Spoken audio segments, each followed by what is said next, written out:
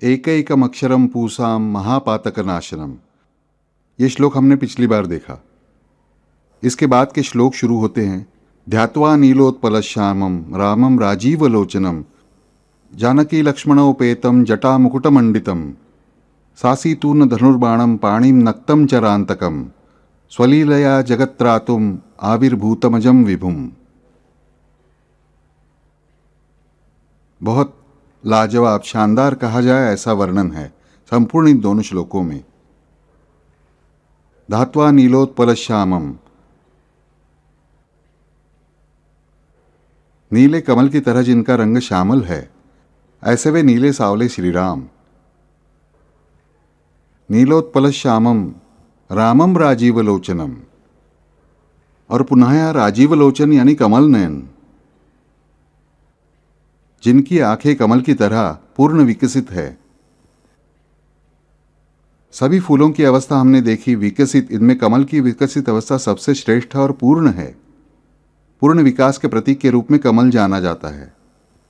कमल ये पूर्ण विकास का प्रतीक है। और इन राम जी की आंखें कैसी हैं? तो राजीवलोचनम, ध्यात्वा नीलोत्पलश्यामम रामम राजीवलोचनम। अब इसका अर्थ क्या है? तो एक सादी सी बात है कि कमल के पंखुड़ियों की तरह सुंदर, पूर्ण कमल की तरह पूर्ण विकसित इनकी आंखें हैं। पर इतना ही कहना होता तो बार बार राजीव लोचन नहीं कहा होता। तो इसका अर्थ क्या है? पूर्ण विकसित यानी जिनकी दृष्टि यह पूर्ण विकसित है, जिसमें बिल्कुल भी संकुचितता नहीं है। हम भारतीय तत्वज्ञान हमें क्या बताता है कि उन परब्रह्म से जगत उत्पन्न नहीं हुआ, बल्कि ये जो विश्व है उन परब्रह्म से विकसित हुआ। हम अधोगति नहीं मानते इस विश्व को, और निरंतर विकसनशील है ये विश्व, क्योंकि वे उसके जो मूल है परब्रह्म, परम पुरुष, वे ही सदैव विकसित है। तो यहां में समझेगा जो दृष्टि है वो कैसी है राम जी की? तो पूर्णतः विकसित है और निरंतर विकसित हो रही है और सदैव विकसित अवस्था में ही रहने वाली है। ये कभी भी संकुचित नहीं होती। पिछली बार ही मैंने आपसे कहा इन राम जी के जो दूत है हनुमान जी, उन हनुमान जी से हमें सीखने मिलता है उनकी कथा से कि ये परमेश्वर अकारण कारुण्य, परमेश्वर का अकारण कारुण्य यानी क्या? तो सारे राक्षस उनकी पूछ जलाने निकले हैं, यानी उन्हें जलाने निकले हैं, मगर फिर भी वे अपनी पूछ बढ़ाते रहते हैं। क्यों? तो उतनी देर उन्हें समय मिल जाए।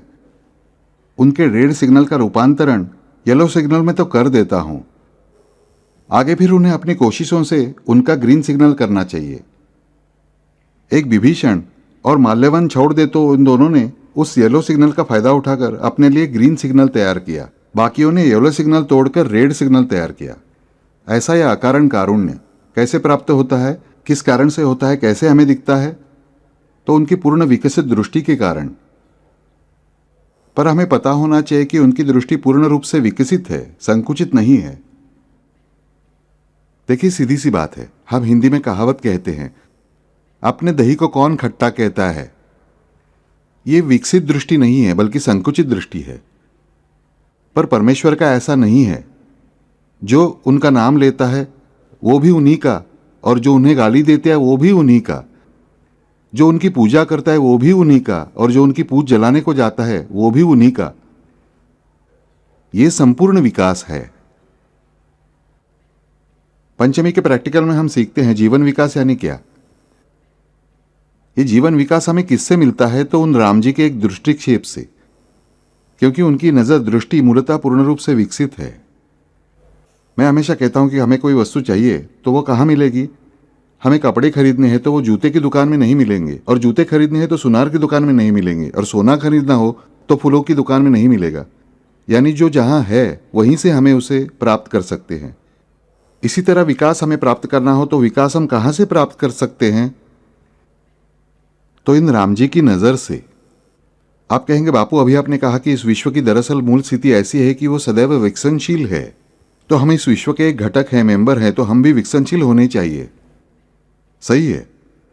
विवाद का मुद्दा यहां हमें पकड़ना तय किया तो कुछ भी गलत नहीं है आपके कहने में, पर ध्यान में रखिए कि विकास यानी केवल बड़ा बनना नहीं है।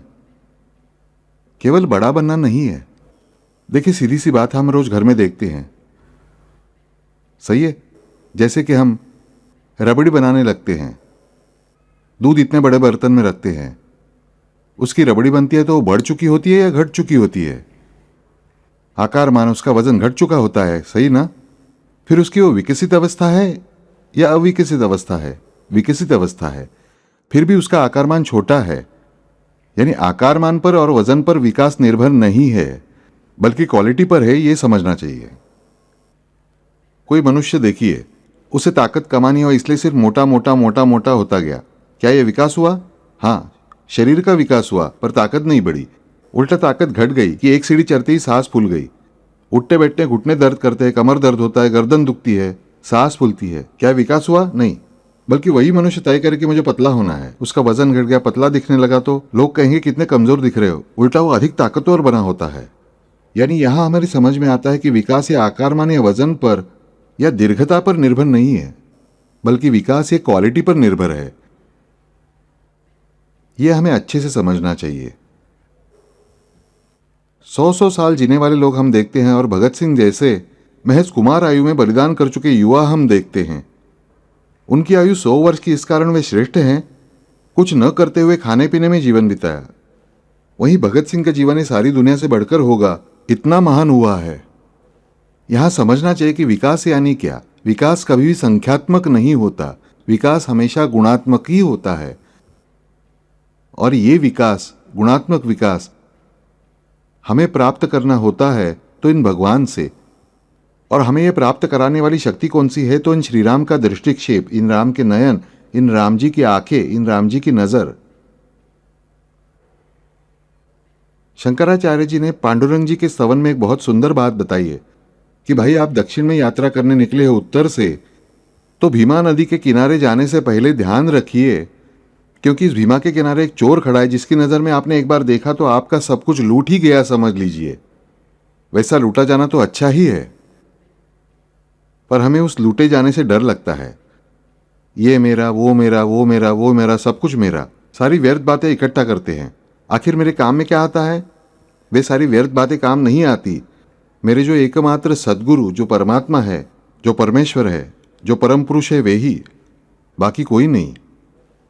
और एक गुणात्मक बदलाव मुझ में होने के लिए ही मुझे उन परमेश्वर की कृपा आवश्यक होती है। मैं बार बार आपसे कहता हूं मित्रों, परमेश्वर का नामस्मरण करने की बात में तुम्हें सूझी, इसका अर्थ ही परमेश्वर की कृपा आप पर है, ये मन में रखकर चलिए। और किसी भी कारणवश हो, यहां तक कि अपनी जरूरत के लिए हो, हम भगवान को गुहार लगाते हैं, इसका अर्थ है भगवान की हम पर कृपा है ही। यदि मुझे भगवान का नाम लेने का स्मरण भी न हो तो समझना चाहिए कि मुझ पर भगवान की कृपा घट चुकी है, इसलिए मुझे भगवान का नाम लेने का भी स्मरण नहीं रहता। और ये हमें प्राप्त होती है, ये गुणात्मक विकास करने की शक्ति हमें प्राप्त होती है तो इस राम जी के नयनों से ही प्राप्त होती है। पर उन राम जी के नयनों का ध्यान करना पड़ता है, उन राम जी के नयनों का ध्यास लगना आवश्यक है। इसका एक अर्थ क्या राम जी की चित्र में राम जी के आंखों में देखे? अवश्य देखे, अच्छी बात है, सवाल ही नहीं। पर उससे महत्वपूर्ण बात क्या है? ध्यात्वा। उन राम जी की वे पूर्ण विकसित आंखें मुझे सदैव देख रही हैं, ये राम जी मेरा ध्यान कर रहे हैं, ये समझना चाहिए। महत्वपूर्ण बात मुझे समझनी चाहिए। हमेशा ध्यान में रखिए दोस्तों कि हम क्या भगवान का ध्यान करेंगे। वे अनंत विराट पुरुष, वे परमेश्वर, परेश, वे परम पुरुष सदैव हमारा ध्यान करते रहते हैं और सदैव करते ही हैं, एक पल के लिए भी विचलित नहीं होते उस ध्यान से। ये कितनी महत्वपूर्ण बात है। हम दिन में 1 घंटा ध्यान करते हैं, 2 घंटे करते हैं, 24 घंटे भी हमने किया, तब भी गुणात्मक हो या संख्यात्मक हो, उन परमेश्वर जितना हमारा ध्यान कोई भी नहीं करता। हम परमेश्वर का ध्यान उतना कर ही नहीं सकते, ये हमें पहले समझना चाहिए। इसलिए हर एक भक्त को यही लगना चाहिए कि मेरी भक्ति अभी पर्याप्त नहीं है। जिस पल भक्त को लगता है कि मेरी भक्ति कितनी बढ़िया चल रही है, उस पल समझना चाहिए कि अब यहां से अगला पैर खाई में। कभी भी मुझे ऐसा नहीं लगना चाहिए कि मेरी भक्ति बहुत अच्छी विकसित हुई है। नहीं, मैं कल से अधिक अच्छी भक्ति कर रहा हूं, पर अब भी कितना बड़ा पड़ाव मुझे पार करना है। यही विचार हर एक के मन में सदैव होना चाहिए। मैंने कहा कि संत श्रेष्ठ तुकाराम जैसे संत नहीं है। वे भी कहते हैं, तुका कहे मैं तो पातकों की राशि। अरे सोचिए दोस्तों, जब तुकाराम महाराज स्वयं कहते हैं कि मैं पातकों की राशि, उनके पास पाप बिल्कुल भी नहीं है, पर हम अन्य मानवों के पास, हमारे पास कितने पाप होंगे, यानी हमारी भक्ति कितनी कम होगी। बराबर। तुकाराम महाराज दूसरी बार विनती करते हैं कि हे परमेश्वर, आप यदि मुझे त्याग देंगे तब भी मैं आपको नहीं त्यागूंगा। अरे सोचिए फिर हमारी क्या स्थिति। और इस कारण हमें हमेशा पता होना चाहिए कि इन राम जी की आंखें सदैव हमारा ध्यान करती ही रहती हैं। यानी क्या, तो मैं सो रहा हूं या जाग रहा हूं, मैं बंद कमरे में हूं या खुली जगह में हूं, मैं किसी के कान में फुसफुसा रहा हूं या कुछ कर रहा हूं, इनमें से हर एक बात उन परमात्मा को, उन परेश को समझती ही है। ये सबसे महत्वपूर्ण बात बुध कौशिक हमें बताना चाहते हैं। मैंने उनके नाम का अर्थ बताया है, वे बुध कौशिक हैं। वे बुध कौशिक हैं, रामम राजीव लोचनम। और ऐसे राम जी का मुझे ध्यान करना है जो सदैव मेरा ध्यान कर रहे हैं। ये समझ लीजिए, जिनका मैंने ध्यान किया उन राम जी का अब गुणवर्णन शुरू हो चुका है। और यहां मुझे पहले समझना चाहिए कि ये राजीव लोचन राम यानी क्या, तो मेरा और प्रत्येक भक्त का और अभक्त का सदैव ध्यान करते ही हैं। और ऐसे सदैव मेरा ध्यान करने वाले राम जी का मुझे ध्यान करना है। ऐसे राम जी का मुझे गुणवर्णन करना है, और यही राम जी का सबसे बड़ा गुणवर्णन है। राजीव लोचन इस शब्द से बढ़कर गुणवर्णन परमेश्वर का हो ही नहीं सकता कि पूर्ण विकसित नजर से जो सदैव मेरा यानी प्रत्येक भक्त का, प्रत्येक अभक्त का सदैव नित्य एक पल भी न चूकते हुए, एक पल तो क्या निमिष भर यानी पल के बंद तक न करते हुए जो हमारा ध्यान करते हैं, ऐसे राम जी का मुझे ध्यान करना है। ये गुण परमेश्वर का सबसे श्रेष्ठ एवं महत्वपूर्ण गुण मेरे लिए होना चाहिए, ये मुझे समझना चाहिए। और इसीलिए राजीव लोचन ये शब्द बार बार आता है अनेक स्तोत्रों में। इसका कारण क्या है, तो यहां हम भक्तों को बताया जाता है जोर देकर कि सज्जनों ध्यान में रखिए कि आप किनका ध्यान कर रहे हैं, आप किनसे प्रार्थना कर रहे हैं, किनकी पूजा कर रहे हैं। तो जिनका सबसे मुख्य गुणधर्म यही है कि जो सदैव यानी निरंतर हर एक का ध्यान करते रहते हैं। ध्यान में रखिए, और इसमें कभी भी गलती नहीं हुई है और होगी भी नहीं। ध्यात्वा नीलोत्पल श्यामम रामम राजीव लोचनम जानकी लक्ष्मणोपेतम जटा मुकुट मंडितम। सीधे सरल वाक्य है, सामान्य से शब्द हैं, पर इनका अर्थ बहुत व्यापक है। हम शब्दों को एक दूसरे से जोड़ेंगे तब समझेगा कि बहुत कठिन है, पर बहुत सुंदर है। जानकी लक्ष्मणोपेतम, ये शब्द प्रयुक्त करते हैं, नहीं शब्द प्रयुक्त करते ऐसा नहीं है, शब्द प्रकट हुए हैं। जानकी लक्ष्मणोपेतम, सीता लक्ष्मणोपेतम नहीं कहा है, वैदेही लक्ष्मणोपेतम नहीं कहा है, जानकी लक्ष्मणोपेतम।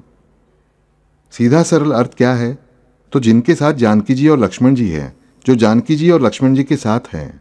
जानकी लक्ष्मणोपेतम, तो शब्द क्या प्रयुक्त किया है, जानकी।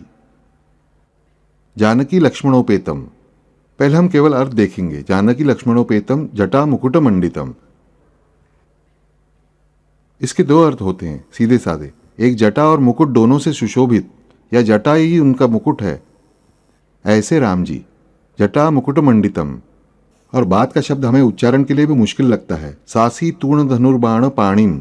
बहुत लोग गलती से क्या कहते हैं, सासी तूर्ण धनुर्बाणम पाणिम। धनुर्बाणम पाणिम गलत उच्चारण है, सासी तूर्ण धनुर्बाण पाणिम। गलत कहते हैं तो डर मत जाना, उससे कुछ नहीं बिगड़ता। जिन्होंने रामायण लिखा है वाल्मीकि जी ने, उन्होंने हमें बता रखा है कि मरा मरा कहा, इसलिए उन पर यम प्रसन्न नहीं हुए, उन पर राम ही प्रसन्न हुए। हम धनुर्बाणम पाणिम कह रहे हो तब भी कुछ नहीं बिगड़ता, पर वास्तव में क्या कहना चाहिए? सासी तूण धनुर्बाण पाणिम। इसका अर्थ क्या है विग्रह करके देखना चाहिए। सासी तूण स असी, स यानी साथ में, स असी, असी यानी तलवार। राम जी के चित्र में क्या हमने कभी तलवार देखी है? मुझे बताइए। हमारे मन में यह प्रश्न कभी नहीं आया। एक तो हमें पता ना हो तो बात अलग है, पर जो जानते हैं उनको प्रश्न आना चाहिए कि श्री राम के किस चित्र में हमें तलवार दिखती है। इतने पूरे रामचरित्र में भी उन्होंने तलवार का उपयोग किए जाने की बात कहीं की नहीं। रावण ने तलवार का इस्तेमाल किया, ये सुंदरकांड में पढ़ते हैं कि वो उस चंद्रहास नाम की तलवार लेकर सीता जी पर वार करने निकलता है, पर श्री राम के हाथ में कभी तलवार देखी नहीं। यहां पर वर्णन है कि सासी तूण स असी तूण, तूण यानी भाथा, भाथा, बाणों का भाथा। सासी तूण धनुर्बाण पाणिम, एक हाथ में जिनके तलवार है और दूसरे हाथ में जिनके धनुष्य है, एक हाथ में जिनके धनुष्य बाण है, एक हाथ में उनके तलवार है और पीठ पर बाणों का भाता है।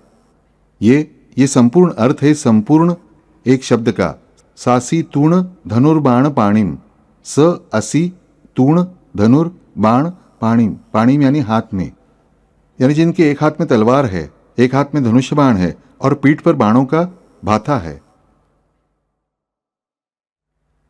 सासी तूण धनुर्बाण पाणिम, सासी तूण धनुर्बाण पाणिम नक्तम चरांतकम, यानी निशाचरों का, राक्षसों का नाश करने वाले। सासी तूण धनुर्बाण पाणिम नक्तम चरांतकम, स्वलीलया जगत्रातुम आविर्भूतम अजम विभुम। स्वलीलया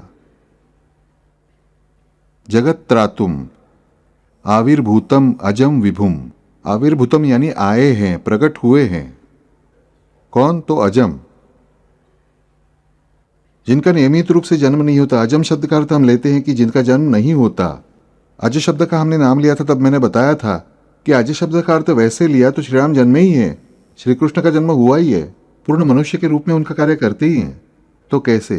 तो अज शब्द का अर्थ यानी क्या है कि जिनका जन्म ये किसी अन्य मानव की तरह नहीं है, कि पहले जन्मों के प्रायश्चित फल भुगतने के लिए, पहला प्रारब्ध भुगतने या चुकाने के लिए नहीं, बल्कि स्वलीलया जगत्रातुम, जगत को तारने के लिए,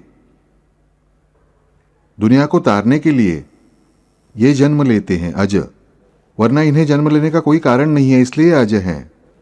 इन्हें जन्म लेने के लिए दूसरों की तरह प्रारब्ध कारण नहीं है, बल्कि इस विश्व पर आया हुआ संकट दूर करने के लिए, इस विश्व का नायकत्व स्वीकारने के लिए वे आते हैं।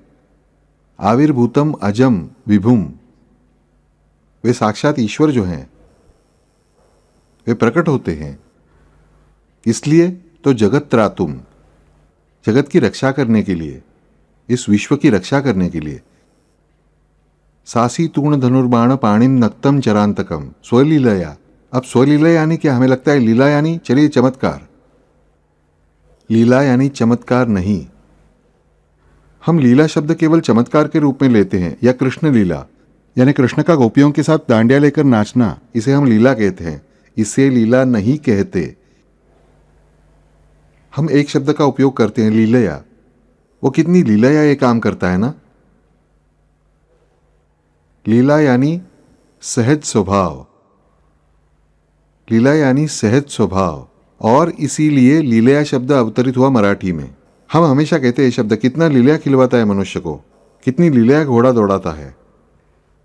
लीला यानी सहज स्वभाव, साई लीला यानी साई का सहज स्वभाव। यह हमें पहले समझना चाहिए। लीला यानी हमें लगता है चमत्कार या कुछ तो अजीब हरकतें यानी लीला, वैसा उसका अर्थ नहीं है, बल्कि लीला यानी सहज स्वभाव। पर हम क्या कहते हैं, मैंने बार बार प्रवचनों में बताया है कि परमेश्वर इस विश्व को जन्म देकर कर्म नहीं करते हैं, बल्कि वे लीला करते हैं। यानी क्या? तो ये सारा उसका सहज स्वभाव है, और इसी कारण वो अकारण है और कोई कारण नहीं है, क्योंकि ये लीला विग्रही है। ये उनका सहज स्वभाव है। विश्व की उत्पत्ति करना, स्थिति करना, लय करना, यह उनका सहज स्वभाव है। इसके लिए किसी कारण की उन्हें आवश्यकता नहीं। वे एकमात्र ही मूल कारण है। यानी हमें समझना चाहिए कि ये विश्व यानी पूरी तरह क्या है? इन परमात्मा की लीला है, इन परमात्मा का सहज स्वभाव है इन परमात्मा की ये सहज क्रीड़ा है। तो हम जो उन्हीं के अंश हैं, हम जो उन्हीं के पुत्र हैं, कन्याएं हैं, हमारा जन्म तो कर्म करने के लिए है। सहजता से हम क्यों नहीं उपयोग कर सकते? क्योंकि हमारे लिए होने वाली सहजता यानी क्या? तो हम परमात्मा के अंश हैं। यह हमारा सहज भाव है। यह हमें समझना चाहिए कि वे बहुत महान है, वे परम पुरुष बहुत महान है। हम समझ नहीं सकते इतने महान है। पर चाहे जो भी हो, हम उन्हीं के अंश हैं और यही हमारा सहज स्वभाव है। यानी हम आज जो उल्टा सीधा बर्ताव करते हैं वो हमारा सहज स्वभाव नहीं है। यह हम हरेक को अपने दुर्गुण दूर करने के लिए समझना चाहिए कि ये दुर्गुण, ये मेरे इन षड्रिपों के कारण स्वीकारी हुई बात है। एक्चुअली वो मेरा मूल स्वभाव नहीं है। देखिए, कुछ घरों में क्या होता है कि बच्चे आयला जैसे अपशब्द इस्तेमाल करते हैं और वो बार बार सुनकर गलती से दादी भी झट से बोल देती है, आयला क्या बच्चे खिटखिट कर रहे हैं। और फिर समझ में आता है कि अरे मैं क्या बोल बैठी, बच्चों का सुनकर मेरी जुबान पर आ गया। इस सहज स्वभाव के कारण उनके मन में न होने वाला गुण उनके मन में प्रवेश करता है। वैसे इस मानव का हुआ होता है कि आसपास की दुनिया के संस्कार होते हैं। जब बच्चा बड़ा होता है ये संस्कार स्वीकार करता है और फिर उसके अनुसार बर्ताव करता है। पहले के जन्मों में उसने जो संस्कार स्वीकारे हैं उसके अनुसार बर्ताव करना शुरू करता है। वे बीज उनके अंतर्मन में बोए ही होते हैं, पर वो किसी का भी सहज स्वभाव नहीं है। यह हमें समझना है कि अपवित्र आचरण, अनीति का आचरण, ये किसी भी जीव का मूल स्वभाव हो सकता नहीं। इसीलिए हार मानना, परास्त होना, ये किसी भी मानव का सहज स्वभाव नहीं हो सकता, क्योंकि वो परमात्मा ही मूलतः विजयी हैं। वे ही विजय देते हैं।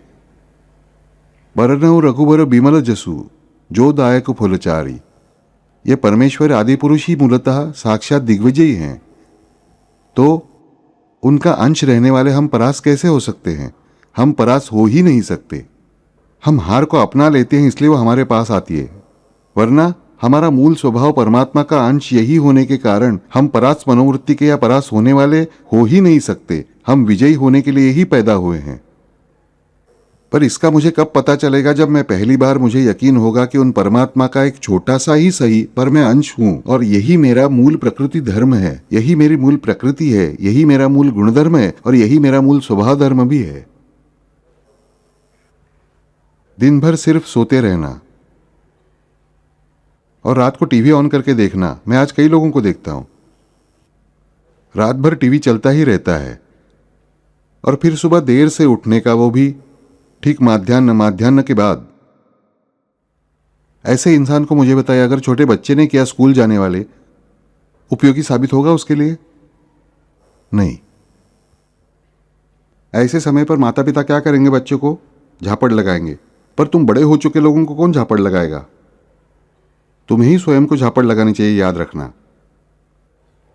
हमें ही स्वयं को झापड़ लगानी चाहिए। सच में ऐसी झापड़ धीरे से मारने में क्या हर्ज है, याद रखो।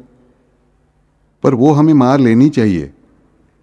स्वयं ही स्वयं को मार लेना यह आवश्यक बात होती है। यानी वाहियात हरकतें कर स्वयं को चाबुक मत मारना, वरना खड़े होकर ऐसा झापड़ मार लेने से हमें अच्छा लगता है। हमें बहुत से लोग दिखाई देंगे भगवान के सामने ऐसा ऐसा मार लेते हैं, कान पकड़कर खींचते रहते हैं। कान की लौ लंबी होती है, बाकी कुछ नहीं होता। ये सारे चिन्ह किसके हैं? तो पश्चाताप होने के चिन्ह हैं। और वो पश्चाताप मुझे होना अत्यधिक आवश्यक होता है, ध्यान में रखिए। स्वयं को मारना यानी क्या? तो पश्चाताप होना। पर हमेशा पश्चाताप होना ही उपयोगी नहीं है। पश्चाताप, जो करना है वो करना और फिर केवल उसके बारे में बुरा महसूस करना, तो उसके साथ ही पश्चाताप तो होना ही चाहिए, पर साथ ही प्रायश्चित भी करना चाहिए। यानी कि फिर ताप ही नहीं होगा। प्रायश्चित यानी रुद्राभिषेक करना, 10 पूजाएं करना, बकरा काटना, बलि चढ़ाना, ये नहीं, ये समझना चाहिए। प्रायश्चित यानी जो गलती की है उसे सुधारने की कोशिश करना और परमेश्वर का स्मरण करना, यही प्रायश्चित है। यह हमें समझना चाहिए और ये प्रायश्चित हमें करना ही चाहिए, क्योंकि ये अजय है। ये परमात्मा जो है, ये जो परमेश्वर है, उन्हीं के अंश हम हैं और ये उनके गुणधर्म हम सुन रहे हैं। लीला करना ये उनका गुणधर्म है, यानी सहजता उनका गुणधर्म है। तो हमारा भी गुणधर्म वही होना चाहिए। जो परमात्मा के गुणधर्म हैं, जो उन परम पुरुष के गुणधर्म हैं, वे ही गुणधर्म हम में भी होने चाहिए। मुझे बताइए, सोने के 1 किलो के जो गुणधर्म हैं, वे ही सोने के 1 कण में भी गुणधर्म है ना? आप कहेंगे बापू नहीं, 1 किलो सोने के गुणधर्म यानी इतने इतने लाख रुपए, वहीं इतने से बिंदु जितने सोने की कीमत कितनी? तो 1 रुपया। ये संख्यात्मक बात है, गुणात्मक नहीं है। मैं संख्या के बारे में नहीं बोल रहा हूँ, मैं गुण के बारे में बोल रहा हूँ, केमिकली और फिजिकली। यानी फिजिक्स और केमिस्ट्री की दृष्टि से, रसायन शास्त्र और भौतिक शास्त्र की दृष्टि से 1 किलो सोने के जो गुणधर्म है, वे ही गुणधर्म एक दाने जितने सोने के भी है, ये समझना चाहिए। इसमें हमें समझेगा कि जो रसायन परमात्मा का है, उन आदि पुरुष का है, उन परम पुरुष का है, उन परब्रह्म का है, और वही रसायन हम में भी है, और इसके लिए कोई भी अपवाद नहीं है। संत हो, महापुरुष हो, पुण्यवान हो या अत्यधिक घोर पापी हो, तब भी उसमें वही एकमात्र रसायन है, ये समझना चाहिए। फर्क इतना ही है उस रसायन का उपयोग मैं करता हूं या नहीं करता हूं, फर्क इतना ही है। आया ध्यान में? उस पर ही सब कुछ निर्भर है, ये मुझे समझना चाहिए। इसीलिए यह पहला शब्द इस श्लोक का महत्वपूर्ण है कि स्वलीलया, स्वलीलया अजम आविर्भूतम, स्वलीलया अजम आविर्भूतम जगत्त्रातुम। ये जो परमात्मा है, ये लीला करते हैं, ये लीला विग्रही हैं, ये हमें अच्छे से समझ लेना चाहिए। आज हमने देखा कि इस श्लोक के 2 महत्वपूर्ण शब्द हैं, लाजीव लोचन और लीला, स्वलीलया, जगत्त्रातुम, स्वयं की लीला से, अपनी लीला के लिए, अपनी लीला के लिए, अपनी लीला से ही। यानी हमारा भी मूल गुणधर्म ये पवित्र ही है। केवल उसके ऊपर जो आवरण जमा हुए हैं, जो गंदे संस्कार हमने किए हैं, उन्हें पोंछना ही हमारा आसान काम है। हमें कुछ भी खोजना नहीं है, जो है वो सिर्फ स्वच्छ करना है, इतना ही ध्यान में रखें। मुझे सद्गुणी बनना है, यानी क्या? मुझे सद्गुण कहीं बाहर से लाकर मुझ में नहीं रखना है। वो हर एक सद्गुण मुझ हर एक में है ही, केवल उस पर जो परतें जमा हुई है, कचरा जमा है, मुझे उसे धोना है। मैं गरीब हूँ, मुझे धनवान बनना है, तो मुझे पता होना चाहिए मुझे पैसा कहाँ से लाना नहीं है। अमीरी यानी श्री, ये परमात्मा का गुणधर्म है, वो मेरा भी होगा ही। केवल उस पर गरीबी की परतें जमी हैं, उन्हें मुझे दूर करना है। कहोगे बापू ये शब्दों का खेल है। शब्दों का खेल बिल्कुल भी नहीं है, ध्यान में रखिए। शब्दों का खेल खेलने में मुझे बिल्कुल भी इंटरेस्ट नहीं है।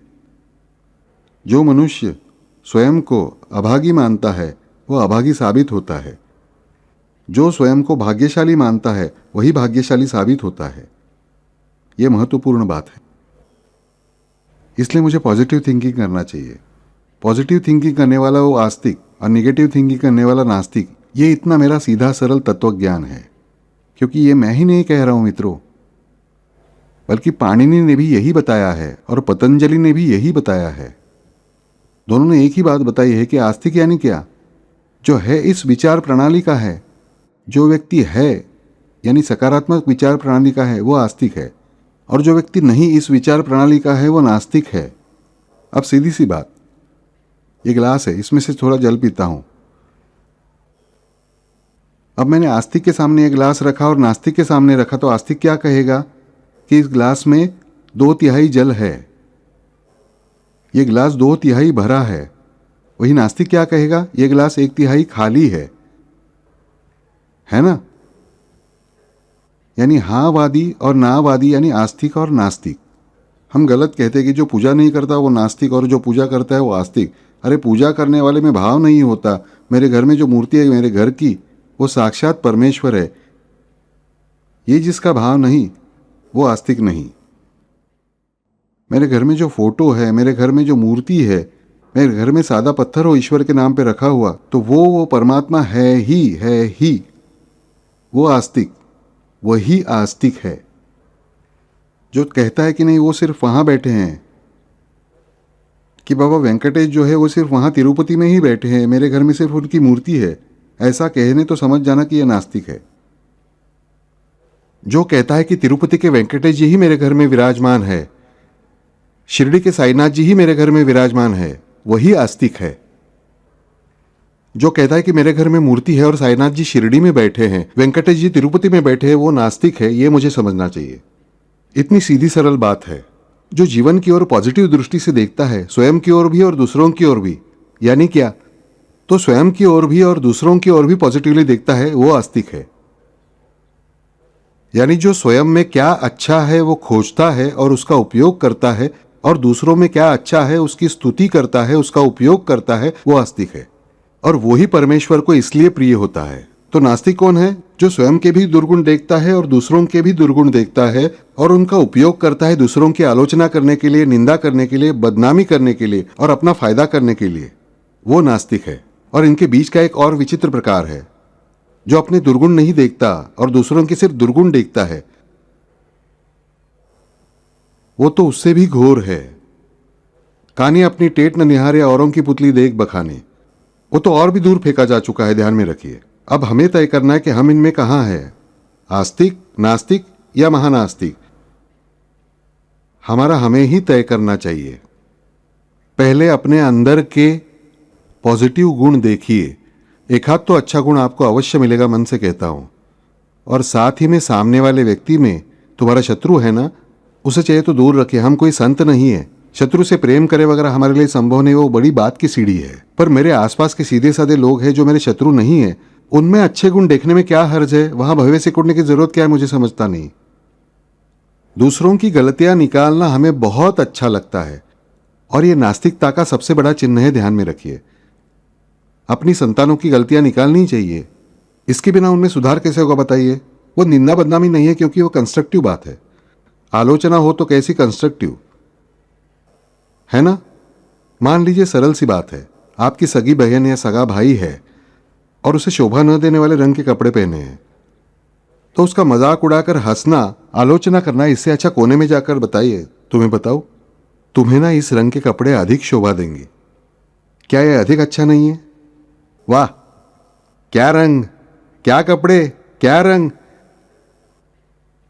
इससे आपने क्या हासिल किया? पल भर के लिए स्वयं को अच्छा लगा होगा। हम ये बातें क्यों करते रहते हैं? दूसरों की आलोचना करनी है तो उसे कंस्ट्रक्टिव होने दीजिए, उसे सुधारने के लिए, उसका मजाक उड़ाने के लिए नहीं। हमें दूसरों का मानभंग करना, उसे हीन कहना, उन्हें नीचा दिखाना दूसरों के सामने अच्छा लगता है। यह कर्म आपने किया तो आपका पुण्य घट जाता है, यह ध्यान में रखना। यानी हम पहले ही ले आते हैं पुण्य, थोड़ा सा कमाते हैं उससे भी थोड़ा, और साथ अधिक गवाते रहना है। क्या आवश्यकता है मुझे बताइए? दूसरों के मन को बेवजह दुख देने वाली बातें जब हम कहते हैं ना, तब हमारा पुण्य घटता है, ऐसा साई चरित्र में साईं बाबा बार बार कहते हैं। पर हम वो सुनते नहीं। क्यों लोगों के झमेले में पड़ते रहना, नहीं समझता। तो हमें ये स्वयं में देखते हुए समझना चाहिए बच्चों, हम आस्तिक है या नास्तिक है। क्योंकि ये राम जी आस्तिक हैं। राम जी हमेशा हम में क्या अच्छा है ये देखने की कोशिश करते हैं। उन्होंने यदि हम में क्या बुरा है ये चुनने की कोशिश की तो क्या हालत हो जाएगी देखिए। हम जानते हैं कितना शरारतीपन होता है कि मां होती ही अतिवत्सल, बच्चे ही शरारती होते हैं। हेमड़पन हमसे कहते हैं कि मां होती ही अतिवत्सल, बच्चे ही शरारती होते हैं। हम में कितनी शरारत होती है हम जानते हैं, पर वे जगन्माता गायत्री, वे सदैव हम पर कृपा ही करती है, ये हमें समझना चाहिए। पर ये जो राम जी है ना बच्चों, ये राम जी सदैव हम में क्या अच्छा है यही देखते हैं, क्योंकि वे अच्छे अध्यापक भी हैं और अच्छे परीक्षक भी हैं। एक आध व्यक्ति हम देखते हैं अच्छा अध्यापक होता है पर परीक्षक एकदम खड़ूस होता है। खड़ूस परीक्षक यानी क्या? जो हमें नहीं आता उसे खुरेद कर देखना चाहता है, हमसे प्रश्न पूछ पूछ कर, जब तक हमारा एक आध प्रश्न का उत्तर नहीं ऐसे नहीं आता तब तक हमसे प्रश्न पूछता है। वो है खड़ूस परीक्षक। पर अच्छा परीक्षक कौन है? जो सिखाता है पूरी तरह से, हमें समझ में आया ऐसा सिखाता है, हमसे तैयारी अच्छे से करवाता है और ऐसे प्रश्न पूछता है जिससे हम क्या जानते हैं ये जान लेता है। वो है अच्छा परीक्षक, वो है आस्तिक। और राम जी यही देखते हैं कि इसमें क्या अच्छा है और उसे मैं कैसे बढ़ा सकता हूं। वे जब तुम्हें सजा करते हैं ना परम पुरुष, तब भी ध्यान में रखना है कि तब भी वो परब्रह्म जो हमें सजा देता है हमारे नियमों के अनुसार, इस सृष्टि की यानी गायत्री माता के नियम के अनुसार जो सजा हमें मिलती है, वो सजा भी किस लिए होती है? तो हम में स्थित अच्छे को बल देने के लिए ही। ध्यान में रखिए, यानी मेरे साथ बुरा प्रसंग हुआ, रुकावट आई हो, तो मेरा घात करने के लिए उसकी योजना नहीं है, बल्कि मुझमें जो कुछ अच्छा है उसे अधिक जोर से बाहर निकालने के लिए ही है। जमीन जोती जाती है, वह जमीन के टुकड़े करने के लिए नहीं, जमीन को कुचलने के लिए नहीं, बल्कि उस जमीन पर कृषि कर्म करने के लिए। फिर राब जलाया जाता है। हमें पता होगा कि राब जलाना यानी क्या? तो सारी जमीन पर पत्तियां इकट्ठा करके उन्हें जलाया जाता है, उसे कहते हैं राब जलाना। क्या ये जमीन जलाने के लिए हम करते हैं? मुझे बताइए। नहीं। क्या फसल ना है इसलिए करते हैं? नहीं, बल्कि वो जमीन अधिक उपजाऊ बने, खरपतवार जल जाएं, गलत चीजें निकल जाएं, इसलिए। यानी हमारे जीवन में ये ध्यान में आना चाहिए कि हमारी रुकावटें यानी क्या? तो अच्छी फसल बोई जाए, बोई जाने के बाद वो बढ़े, हम में स्थित अच्छे बीज जो है परमेश्वर ने बोया है वो अच्छे से बढ़े, इसलिए हम पर संकट आए, रुकावटें, ये हमारे जमीन का, हमारे मन का, हमारे प्रारब्ध का, उन भगवान ने किया हुआ कृषि धर्म है। वो जोतना है, वो राब जलाना है, वो हमें जलाना नहीं है, ये हमें समझना चाहिए।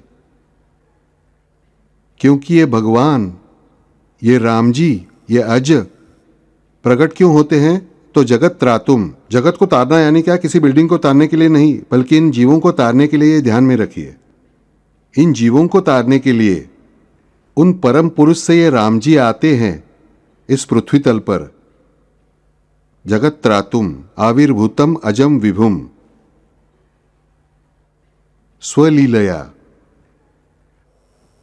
और ये वे किस लिए करते हैं? तो किसी के लिए भी नहीं करते, सहज स्वभाव से करते हैं। इसलिए हमें परमेश्वर से कभी नहीं कहना चाहिए कि प्रभु आपको सुनाई दे रहा है, आपको समझ रहा है या नहीं। नहीं बच्चों, ध्यान में रखना, मैंने स्तोत्र कहे इसलिए उन्होंने मुझ पर उपकार किया, गलत कल्पना है।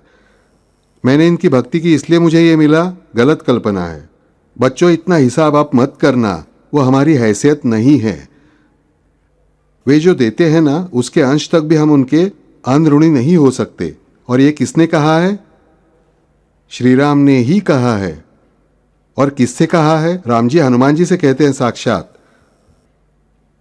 हनुमान जी से कहते हैं राम जी कि मैं आपका अनऋणी नहीं हो सकता, आपके ऋणों से मुक्त नहीं हो सकता। आपके समान मुझ पर उपकार किया हुआ दूसरा सुर, मुनि, जन कोई भी नहीं है, हे तात। मैं बार बार कहता हूं कि बच्चों एक बात समझना, ये राम जी और सीता जी हनुमान जी को तात कहकर उनका उल्लेख करते हैं, यानी राम जी और हनुमान जी, इनमें कुछ तो बहुत ही अलग नाता होना चाहिए। और उन हनुमान जी से राम जी क्या कहते हैं कि मैं मेरा मन आपके सामने नहीं कर सकता। यह भी उस सुंदरकांड में दिया है। योगेंद्र सिंह ने बहुत सुंदर अर्थ लिखा है। मैं मन से कहता हूं, सहज अति सुंदर अर्थ लिखा है, पर उसे पढ़ना चाहिए। सिर्फ खरीद कर रखने में क्या फायदा? सुंदरकांड ये बहुत ही सुंदर बात है बच्चों। इस जगत की सबसे सुंदर बात क्या है, ये मुझसे कभी पूछा जाए तो उत्तर एक ही होगा, सुंदरकांड। सुंदरकांड के जितना सुंदर इस अखिल विश्व में अन्य कुछ भी नहीं है, कुछ भी नहीं। और उस सुंदरकांड में हनुमान जी को सामने बिठाकर, उन्हें हृदय से लगाकर, ये रघुनाथ राम स्वयं कहते हैं कि हनुमान जी, आपके जितना मुझ पर उपकार किए हुआ अन्य कोई भी सूर्य यानी देवता नहीं है, मुनि भी नहीं है, और सामान्य मनुष्य भी नहीं है, कोई नहीं है। और मैं आपका अनऋणी नहीं हो सकता, मैं आपके ऋण से मुक्त नहीं हो सकता, क्योंकि मैं अपना मन आपके समान नहीं कर सकता। अरे बच्चों, यदि राम जी हनुमान जी से कहते हैं तो हम भगवान से क्या कहेंगे कि आपके ऋण से मुझे मुक्त होना है, उनके ऋण में रहना सीखो। जो भक्ति करनी है वो उनका ऋण उतारने के लिए नहीं, उन्होंने कुछ दिया है उसे चुकाने के लिए नहीं, बल्कि सिर्फ जिस तरह राम जी हनुमान जी से गले मिलते हैं, हनुमान जी राम जी से गले मिलते हैं, हनुमान जी राम जी के चरणों में नमस्कार करते हैं, और उन शिव की स्थापना वे राम जी रामेश्वर में करते हैं। रामेश्वर ये हनुमंतेश्वर भी है, ध्यान में रखिए। उस भाव से हमें स्तोत्र कहना आना चाहिए, उस भाव से हमें जाप करना आना चाहिए, उस भाव से हमें भगवान को पुकारना आना चाहिए।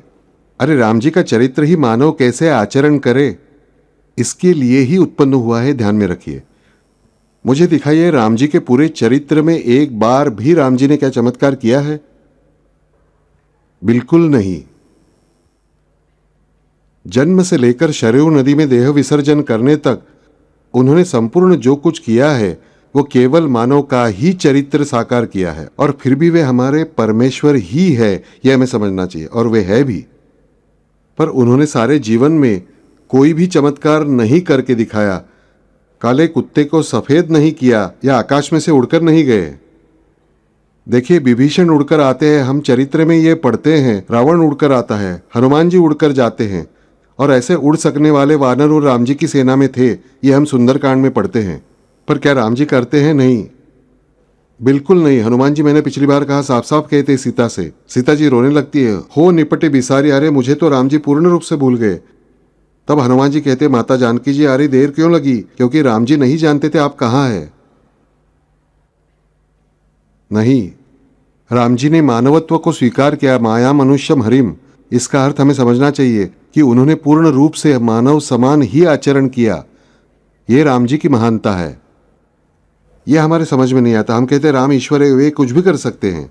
नहीं बच्चों, जब वे अवतार बनकर आते हैं तब वे पूर्ण रूप से मानव समान ही को अंडरलाइन कीजिए, 1000 बार बरतते हैं, और यह हमें स्पष्ट रूप से चरित्र में दिया है, पर हम नहीं। वे अवतार क्यों लेते हैं? तो स्वलीलया जगत त्रातुम, कि मैं कैसे बरतता हूं वो देखिए और उसके अनुसार बरतिए। गलत बरत रहे हैं आप, वो न बरते। इसके लिए अपने हाथों से प्रत्येक कर्म वे करते हैं, और मानव के समान ही रिस्पॉन्स है। वाल्मीकि रामायण में राम जी राजा बनते हैं, यहाँ रामायण पूरा होता है। अगला जो उत्तरकांड है वो सरासर झूठ है, ध्यान में रखिए। उसमें शंबुक का राम ने वध किया, ये बात सरासर झूठ है। और उससे पहले गुह नाम के राजा को अपना मित्र कहकर गले लगाते हुए हम देखते हैं, और कहते शंबुक का वध किया। आपको फिर से कहता हूं, सुंदरकांड क्यों आप पढ़े? इसलिए राम जी से जब कहते हैं विभीषण कि देखिए, पहले नियम है कि आप सागर से प्रार्थना करें, लक्ष्मण जी बहुत गुस्से वाले, वे कहते हैं मुझे बिल्कुल पसंद है आपका आचरण, आप क्या उससे मांग कर रहे हैं, नमस्कार कर रहे हैं? सीधे लेकर बाण चलाइए उस पर और लेके आइए आपके चरणों में। तब राम जी अंत में क्या कहते, भाई यहां आओ, कहते शांत रहो, पहले मुझे ऐसा ही करने दो, पर तुम कहते हो वैसा ही मैं करूंगा। अंत में लक्ष्मण जी ने जैसा कहा वैसा ही करने वाले हैं राम जी, ध्यान में रखिए। यह हमें समझना चाहिए कि इस तरह हम देखते हैं कि यह चरित्र कैसे होता है। सुंदरकांड में इसका उदाहरण दिया, यह कल्पना नहीं, यह सत्य है। इसलिए ये कुछ मौकापरस्त लोगों ने, खुदगर्ज लोगों ने लोगों के गले झूठी बात उतरने के लिए उत्तर रामायण रचा। राम जी के मन में ये ब्राह्मण, ये क्षत्रिय, ये शूद्र होने से दूर का ऐसा कुछ भी नहीं था। शबरी आदिवासी समाज की थी, उन्हें राम जी ने गले लगाया। इतना ही नहीं, बल्कि वृद्धा होने के कारण उनके पैर छूकर प्रणाम किया पढ़ते हैं हम। ऐसे जो राम जी है वो बाद में गुह को गले लगाते हैं, गुह के घर वे खाना खाते हैं, गुह की पत्नी ने बनाए भोजन को स्वीकार करते हैं, उसके हाथों से परोस लेते हैं, तो वे ही आगे चलकर शंभुक का वध कैसे करेंगे? पर यह हम नहीं समझते, और यह हमारे मन पर थोपा जाता है। इसलिए उत्तर रामायण ये रामायण है ही नहीं। देखिए, राम राज्याभिषेक तक कोई भी चमत्कार नहीं है, बाद में तुरंत कई सारी बातें थोपी गई है। क्यों? हमें समझना चाहिए कि लोगों को ठगने के लिए, लोगों को सच्चे राम जी न समझे, इसलिए यह सब झूठ रचा जाता है। ये हमें नहीं समझता, पर हमें वास्तविक चरित्र ही समझना चाहिए। ये बापू यहां बैठा है, वो तुम्हें भ्रम में डालने के लिए नहीं, बल्कि तुम्हारा हर एक भ्रम जड़ से मिटाने के लिए, प्रत्येक भ्रम उखाड़ फेंकने के लिए। हमें अच्छे से समझना चाहिए कि अवतार क्यों होते हैं, जगत को, दुनिया को तारने के लिए। पर वे जगत को कैसे तारते हैं? छा छू जादू मंतर करके नहीं, बल्कि वे अपने आचरण से आदर स्थापित करते हैं, और वैसा करने का हमारे सामने उदाहरण रखते हैं। इसके लिए खुद तकलीफ और कष्ट सहते हैं, मानव की तरह ही, और साथ में ही लोगों को सुसंगठित करते हैं और हर बार कार्य करवाते हैं। देखिए, राम जी ने किन्हें सुसंगठित किया? तो वानरों को सुसंगठित किया। वानर यानी क्या? उस जमाने में मानव के अलावा ये दो और समाज अलग थे जो मानव से ताकतवर थे, वानर और राक्षस। ये मानव से अधिक ऊंचे थे, मानव से अधिक ताकतवर थे, और उनके पास मंत्र विद्या मानव से अधिक प्रगल्भ थी। फर्क इन दोनों में क्या था? तो राक्षस समाज इस मंत्र बल का और शारीरिक बल का उपयोग जो चाहे करने के लिए करता था, वही वानर ये समाज सुसंस्कृत रूप से इस मंत्र शक्ति का और शारीरिक बल का उपयोग भले के लिए करता था। वानर यानी जंगलों में बसने वाले बंदर नहीं, ये समझना चाहिए। उनकी किष्किंधा नगरी का वर्णन हमने पढ़ा तो पता चलेगा कि रावण की लंका से भी किष्किंधा नगरी कितनी सुंदर थी। हनुमान जी का वर्णन कैसे किया है देखिए। राम जी साक्षात वर्णन करते हैं पहली मुलाकात में। पहली मुलाकात में हनुमान जी सुग्रीव की ओर से ब्राह्मण का भेष लेकर आते हैं। उनके लौटने के बाद उनका संभाषण होता है। तब राम जी लक्ष्मण जी से कहते हैं, अरे इन्हों तो वेदों का पूर्ण ज्ञान है। लक्ष्मण जी कहते हैं, हाँ ये न्याय नीति में प्रवीण है, हम उन्हें बुद्धिमताम वरिष्ठम ही कहते हैं। सुग्रीव का वर्णन ही वैसा ही है। नल नील ये बेस्ट इंजीनियर्स है। सोचिए आज के ज़माने में यदि हम रामेश्वर से लेके इस छोर से श्रीलंका तक ब्रिज बांधना है तो कितना कठिन कार्य है। और वो पुल नल और नील इन दोनों वानरों ने बनाया है, ध्यान में रखिए। और आज नासा वृत्त संस्था ने उनके यान से ये देखा है कि सच में उस संपूर्ण हिस्से में समुद्र के तल में वैसा ब्रिज है, आज भी है। यानी हमें समझेगा कि वानर समाज बंदर नहीं थे या बंदरपन करने वाले लोग नहीं थे या आदिवासी अनपढ़ लोग नहीं थे। वे सुशिक्षित नागर संस्कृति के अत्यंत श्रेष्ठ मानव जमात के लोग थे। आगे चलकर इस जमात का विनाश राक्षसों ने किया और इसी कारण फिर राक्षसों का विनाश करने के लिए श्री कृष्ण जन्मे और उन्होंने एक भी राक्षस पृथ्वी पर रहने नहीं दिया राक्षस रूप में। ये फिर आज मानव रूप में ही घूमते हैं। फिर उनको राक्षस रूप लेने के लिए कोई बीज ही श्री कृष्ण ने बाकी नहीं रखा। यह हमें समझना होगा। उन राक्षसों को आज मानव रूप में ही जन्म लेना पड़ता है और मानव रूप में ही कार्य करना पड़ता है। यह हमें समझना चाहिए कि राम जी ने क्या किया तो वानर सेना इकट्ठी की, सुसंगठित समाज बनाया लड़ने के लिए राक्षसों के विरुद्ध। मानव और वानर एक हो गए, तभी उन राक्षसों का विनाश हुआ। श्री कृष्ण ने क्या किया? श्री कृष्ण ने 5 पांडवों को एक साथ रखा, साथ ही उन्होंने यादवों को एक साथ रखा, उन्होंने गोपियों को एक साथ रखा। उन्होंने फिर इन सब लोगों को प्रेरित करके उन्होंने गोपियों को भक्ति सिखाई, उन्होंने यादवों को युद्ध कला सिखाई, उन्होंने पांडवों को धर्म युद्ध सिखाया और उनके द्वारा सभी दुष्प्रवृत्तियों का विनाश कराया। हमें समझना चाहिए कि हमारे व्यक्तिगत स्तर पर भी और इस सामाजिक स्तर पर भी ये भगवान कैसे कार्य करते हैं, तो इस प्रकार कार्य करते हैं, ये हमें समझना चाहिए। और इसीलिए हमें बार बार बताया जाता है सभी संतों से कि रामायण पढ़िए। पर रामायण जो भी पढ़ना है वो सिर्फ राम जी के राज्य अभिषेक तक ही, ये हमें समझना चाहिए। इसलिए कहता हूँ रामायण अवश्य पढ़ते रहिए। हम हमारी बेटी से कहते हैं क्या कि बेटी प्रभु का जाप करो, रामायण पढ़ो, रामचरित्र पढ़ो, कम से कम सुंदरकांड तो पढ़ो, साईं बाबा का साई चरित्र पढ़ो, जाप करो। ये माँ ने कहना चाहिए। घर पर भी संस्कार होते हैं, अभिमन्यु की कथा में हमने देखा है, तो हमारे घर पर क्यों नहीं होंगे? रामायण पढ़ने से हमें ये सब सच्ची बातें समझती हैं कि हमारे जीवन में ये चमत्कार कैसे कराते हैं भगवान, तो हमारी बुद्धि से कराते हैं, ये हमें समझना चाहिए। सभी वेद आदि ग्रंथों में स्पष्ट रूप से और उपनिषदों में साफ साफ कहा है कि आपके जीवन में सच्चा चमत्कार कराते ही हैं परमात्मा। पर वे किसके थ्रू कराते हैं? आप ही की बुद्धि के थ्रू, आप ही की बुद्धि के थ्रू। अन्य किसी भी मार्ग का वे उपयोग नहीं करते। ये मैंने कई बार बताया, आज भी बताता हूं। और ये वे जो करते हैं ये उनकी लीला है। रामलीला यानी राम जी का चरित्र, यानी क्या? राम जी का आचरण। राम जी ने कभी भी चमत्कारों की दुनिया का उपयोग नहीं किया। साईं बाबा के जीवन में भी हम यदि चरित्र अच्छे से पढ़े तो समझेगा उन्होंने भक्तों के जीवन में चमत्कार अवश्य कराए, पर उन्होंने उदी उस सामने रहने वाली लकड़ी को जलाकर उसमें से ही दी है। हमें सिर्फ ये राम जी का चरित्र क्यों पढ़ना है? क्यों? अपने फायदे के लिए। अरे अपने फायदे के लिए ही पढ़िए। सच कहता हूं बहुत ही स्वार्थी बन जाइए, पर वो फायदा किसके लिए? तो अपना ही संपूर्ण जीवन सुंदर बनाने के लिए। एकाध दूसरी बात के लिए पीछे मत पड़ जाना। उन राम जी को अपना बना लो, उन भगवान को अपना बना लो, क्योंकि पता होना चाहिए कि वे जो परम पुरुष परब्रह्म है, उन्हीं का एक अंश चिदांश मैं स्वयं हूं। इसलिए सारे गुणधर्म मुझ में हैं, वे सिर्फ मुझे प्रकट करने हैं। फिर वे प्रकट कैसे होंगे, इसकी चिंता उन राम जी को सदैव होती है। इसलिए वह सदैव मेरा ध्यान कर रहे हैं, क्योंकि वह राजीव लोचन है। और मुझे ऐसे राम जी का ध्यान करना है जो सदैव केवल मेरा ध्यान कर रहे हैं। हरिओम।